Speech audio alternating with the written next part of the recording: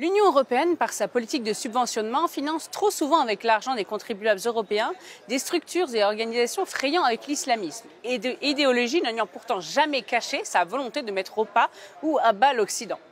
Et cette politique de soutien financier est vraie à l'intérieur comme à l'extérieur des frontières de l'Union européenne.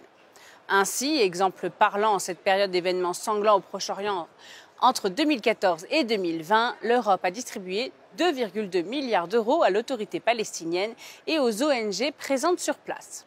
Une aide humanitaire difficile à tracer, très largement détournée par une corruption endémique ou au profit de dirigeants islamistes de groupes armés et notamment du Hamas.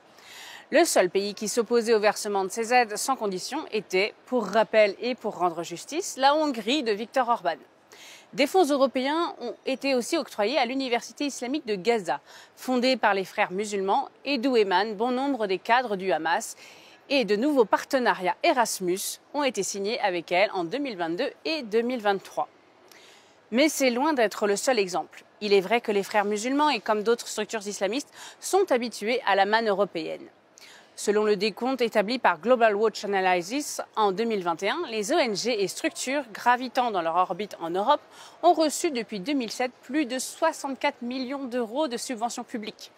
Selon le décompte effectué, c'est l'association Islamic Relief, ONG frériste, qui a reçu le plus d'argent de la Commission européenne, plus de 40 millions d'euros depuis 2009.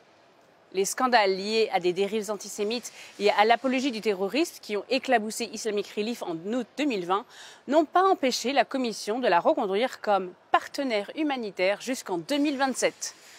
Nombreuses sont les structures communautaires grassement financées par l'Europe qui mènent un djihad juridique contre les adversaires de l'islamisme. Parmi elles, les agissements prosélytes du FEMISO sont dénoncés depuis des années. En septembre 2022, la Commission européenne promettait pourtant que FEMISO, faux-né des frères musulmans, ne recevrait plus de financement de l'Union européenne. Gérald Darmanin et Catherine Colonna, ministres des Affaires étrangères et de l'Europe, ont écrit l'année dernière à la Commission européenne. Ils entendaient demander des explications sur les subsides octroyés à cette structure.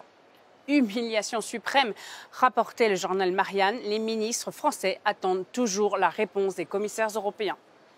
Et pour cause, puisque cette année encore, la Commission européenne a attribué 60 000 euros à un projet Erasmus+, porté par 3 ONG membres du FEMISO.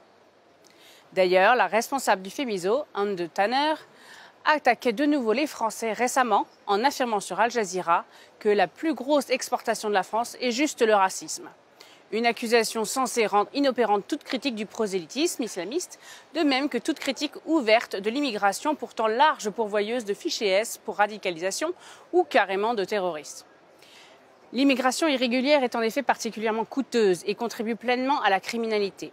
Par leur laxisme teinté d'idéologie, les technocrates européistes permettent l'arrivée sur notre sol d'ennemis assumés des Européens, de nos nations, de notre civilisation et de nos valeurs.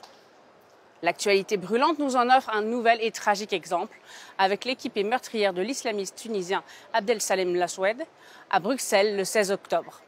Ce dernier était arrivé par bateau à Lampedusa en Italie en 2011 et n'avait bien sûr pas été expulsé. Dans ce contexte de menaces existentielles pour nos pays, nous noterons pour conclure que le fonds Asile, Migration et Intégration s'est vu attribuer par la programmation budgétaire européenne 2021-2027 une enveloppe record de 9,8 milliards d'euros et que ce fonds contribue, via son soutien au projet baptisé REPAIR, à permettre aux migrants de faire venir leur famille au nom du regroupement familial. Financer nos pires ennemis, est-ce vraiment là le rôle de l'Union européenne? Souhaitons-nous que notre argent serve à cela quand tant d'autres projets ne peuvent encore aboutir en Europe? Je ne le crois pas. Alors avec nous, dites stop.